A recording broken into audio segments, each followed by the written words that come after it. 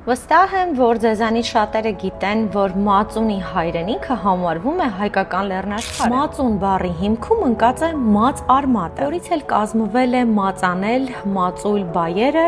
որոնք ունեն հետևյալ բացատրությունը՝ կպչել, թանձրանալ, մակարդվել։ Մածունի մասին մենք իմանում ենք հնագիտական պեղումներից, երբ կարասների մեջ հայտնաբերվել են մածունի մնացորդներ։ Սակայն ավելի ուշ շրջանում 11-րդ դարում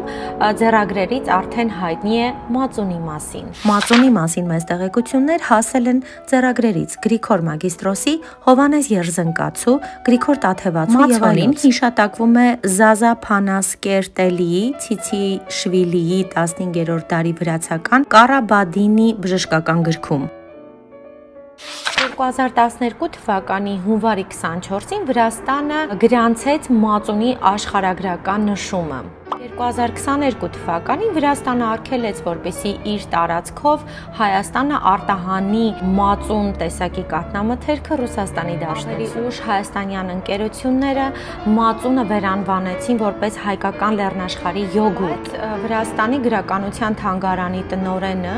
Ազատության ծառայությանը հարցազրույց տալիս նշում է, որ մածունի բառը, որը նրանք օգտագործում են, ունի միանշանակ հայկական ծագում։ Եթե մենք տեր կանգնենք մեր մշակույթին եւ մեր ունեցածին, վստահաբար ոչ ոք չի կարող այն մեր ձեռքից տանել։ Ճանաչեք, սիրեք, գնահատեք ու պահպանեք։ Իսկ սա Անիաս Էջն է, ես Անին եմ եւ պատմում եմ ամեն բան հայրի ու հայկականի մասին։ Միացիր։